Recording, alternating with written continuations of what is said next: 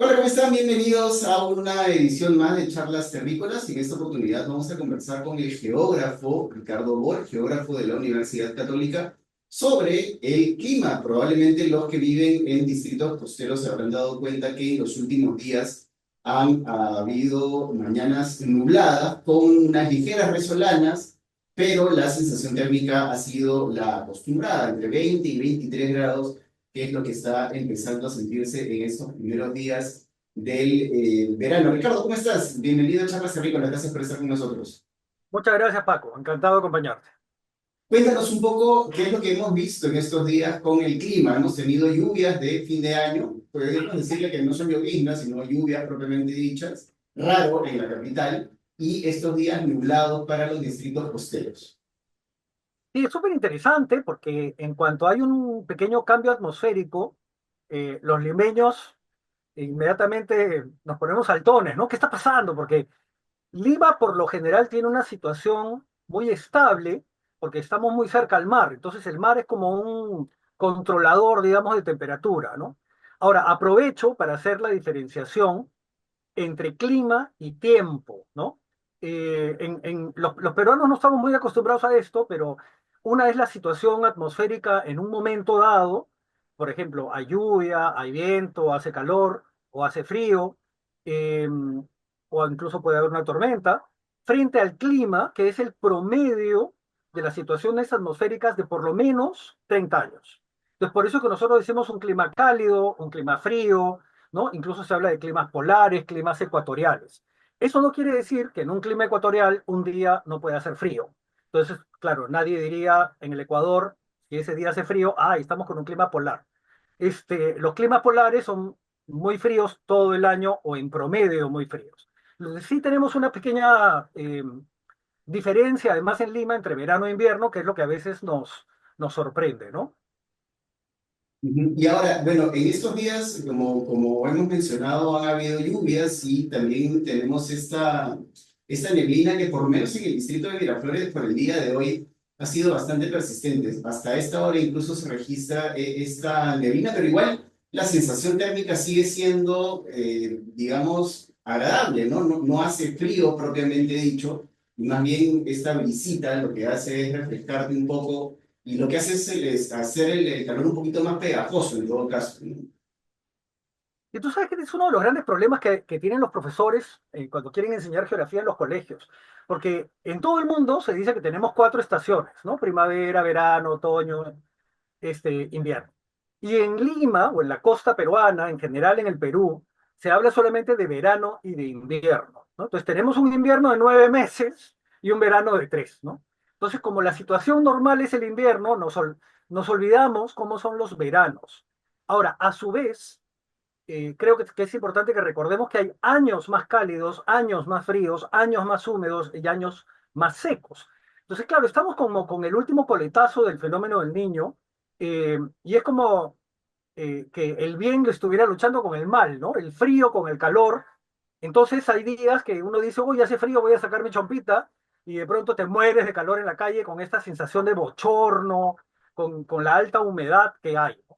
Entonces, en verano, este es un verano muy promedio. Lo que pasa es que en los últimos años hemos tenido muchos fenómenos del niño. En el 2017, tal vez recuerdes, con PPK, que el río Rima casi se mete a Palacio de Gobierno, eh, tuvimos un niño bastante fuerte y luego hemos tenido otro en el 23, ¿no? Con Yaco, en 24, ¿no? Perdón.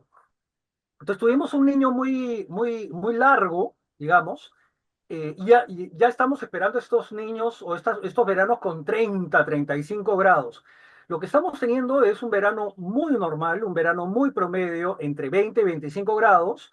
Y claro, lo que pasa es que 20 se acerca a 19 y los limeños nos morimos de frío. Y cuando pasamos a los 24, 25, los limeños ya nos estamos quejando del calor, ¿no? Fíjate qué interesante la pequeña franja de temperaturas que nos saca inmediatamente del área de confort, ¿no? Eh, lo mismo pasa con los inviernos. Los inviernos en la costa peruana son muy suaves. Cualquiera que ha ido a la sierra sabe que las temperaturas son de 8, 10 grados, 6 o incluso bajo cero. Los limeños con 15 grados ya estamos con nuestra frazada el tigre, ¿no? Como la tigresa del oriente. Sí, la verdad es que los últimos veranos han sido bastante cálidos y esa probablemente sea la razón por la cual sentimos un poco extraño que este verano no sea tan, digamos, tan caluroso y recién está empezando, ¿no? El verano fuerte o digamos los meses fuertes de calor suelen ser febrero y un poquito el principio de marzo. Bueno, probablemente, bueno, todos los veranos además llueve en la sierra, ¿no? La época de lluvias es enero, febrero, marzo. A veces empieza en diciembre, se extiende hasta abril, pero es muy probable que en los próximos días, ¿no? A partir del 15, por ejemplo, comiencen las lluvias en verano, de verano en las sierras, ¿no? Del Perú. Y recordemos que, claro, lo que pasa en la costa depende muchísimo de lo que pasa en la sierra, ¿no? Entonces, la deforestación que ha habido, el desorden territorial enorme que hemos tenido, va a hacer que esta agua, en vez de percolar y entrar en los cerros, baje de golpe, eh, y entonces tengamos huaicos como todos los años. Ya sabemos que las autoridades, en último minuto, ¿no? O sea, prácticamente llueve, entonces sacan la maquinaria para limpiar los cauces. Entonces vemos estas imágenes desgarradoras, ¿no? En la que la maquinaria es arrastrada por un huaico, ¿no? Entonces, además de que tienes un huaico, no tienes ni cómo resolverlo, ¿no? Es impresionante porque tenemos todo el año para prevenir. Hay presupuestos que todos los municipios tienen en prevención que no son utilizados. Y no se trata de utilizar el dinero por utilizarlo, se trata de utilizarlo bien, porque no basta con maquinaria y no basta con infraestructura. Hay que prevenir, hay que informar, hay que generar capacidades en la población, hay que organizar, hay que también, digamos, hacer adquisiciones en términos de carpas, de medicinas, hay que fortalecer el sistema de salud, el sistema educativo. No se trata simplemente de poner cemento y comprar maquinaria, ¿no? Claro, ese es uno de los grandes problemas que tenemos con las autoridades que tenemos. Son pésimos gestores y no tienen la capacidad de gestionar adecuadamente los presupuestos. Hoy nomás, por ejemplo, en Ayacucho, un diario daba cuenta de que 9 alcaldes distritales de Ayacucho no habían sido capaces de ejecutar ni siquiera el 10% del presupuesto asignado a sus regiones. Es muy frecuente, ¿no? Hay una mirada del desastre completamente reactiva, ¿no? Ya se sabe, los estudios han demostrado que la prevención implica un ahorro enorme, ¿no? Cada dólar que invertimos en prevención permite ahorrar entre 5 y 10 dólares más. Entonces, en cambio, cuando tú pierdes un puente, cuando pierdes una carretera, cuando pierdes una escuela, cuando pierdes un centro de salud, ¿no es cierto? ¿A dónde vamos a atender a los heridos? Las pérdidas se comienzan a multiplicar, porque no es solamente el colegio lo que perdemos, sino estamos perdiendo el aprendizaje, ¿no? Estamos perdiendo todo junto con en las carreteras, no es solamente la carretera, es todos los productos que se malogran en la carretera, la ayuda que no puede llegar, las vidas que se pueden perder. Es lamentable que tengamos esta mirada todavía, ¿no? Suelen tener las autoridades una mirada mucho más reactiva que preventiva. Completamente, pero además sin entenderlo, ¿no? Porque todavía la naturaleza se ve como un enemigo, ¿no? O sea, el discurso, lamentablemente, incluso en la prensa, es la naturaleza una vez más ensaña, ¿no? Como si la naturaleza se levantara y dijera, a ver, ¿no? ¿Qué pueblo me cae mal para borrarlo, ¿no? Esto no es así, ¿no? Lo que tenemos son procesos que desde la naturaleza se tienen que entender, eh, para poder adaptarnos a ellas, ¿no? También tenemos problemas, lamentablemente, de formación, ¿no? O sea, el abogado va a crear normas, ¿no? Y va a creer que porque pone una norma todo funciona, ¿no? Por ejemplo, hay una ley de desastres, ¿no es cierto? De gestión de riesgos, letra muerta, ¿no es cierto? Bueno, también los ingenieros dicen, bueno, no, hay que hacer barreras. El río y el Guayco se va a llevar las barreras, ¿no? Entonces, lo que tenemos que hacer es tener una mirada integral, lo que tenemos que hacer es tener una mirada holística, una mirada compleja, pero además del proceso, ¿no? ¿Por qué lo vemos de esa manera? ¿Por qué reaccionamos de esa manera? ¿Por qué si tenemos la información no hacemos nada? Hoy día justamente estaba viendo una noticia, no recuerdo cuál, que justamente decía que la población sigue asentándose en esos lugares. Tendríamos que pensar por qué la población se asienta en esos lugares. O Ujú. sea, no es, la gente no está buscando el huaico, ¿no? Lo que pasa es que tenemos un desorden urbano, tenemos una situación de pobreza y no tenemos orientación, porque, bueno, no te pongas acá, pero ¿a dónde puedo ir? ¿Dónde están los planes de desarrollo? ¿Cuáles son los próximos barrios a construirse? Esa información no existe. Entonces, mientras que no nos organicemos como sociedad, vamos a pensar que la solución es echarle la culpa al alcalde o echarle la culpa al constructor o echarle la culpa al vecino, cuando la culpa es un modelo, un sistema, digamos, que está caminando solo, sin una reflexión, sin que nos tomemos el tiempo, que lo hemos tenido, para poder decir cómo podemos vivir mejor.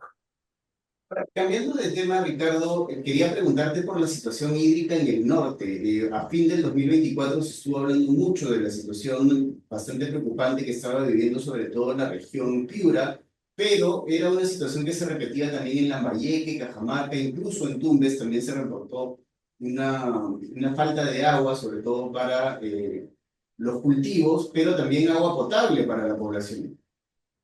Mira, lo único estable en la naturaleza es su inestabilidad, ¿no? Tenemos ciclos que no entendemos. O sea, tenemos el día y la noche. De ahí pasamos al verano y al invierno. Y de ahí, por alguna razón, pasamos a las glaciaciones y desglaciaciones. Resulta que hay otros ciclos, ¿no? Cuando hace algunos años yo estudiaba geografía y mis profesores me enseñaban las estadísticas del fenómeno del niño, se identificaba un patrón, ¿no? Lo que teníamos era más o menos cada 4 o 7 años eh, niños pequeños. Más o menos cada 15 años teníamos niños medianos y teníamos niños extraordinarios más o menos cada 50 años. Bueno, resulta que esto ha cambiado porque la situación global ha cambiado, ¿no? El ser humano ha afectado la naturaleza, ha afectado la atmósfera, ha deforestado, ha soltado gases invernadero producto de un modelo basado en hidrocarburos, eh, y esto ha cambiado completamente estos patrones. Entonces, lo primero que tenemos es que, como te decía al inicio, hay años más húmedos, años más secos, años más cálidos, años más fríos, pero esto se está exacerbando, ¿no?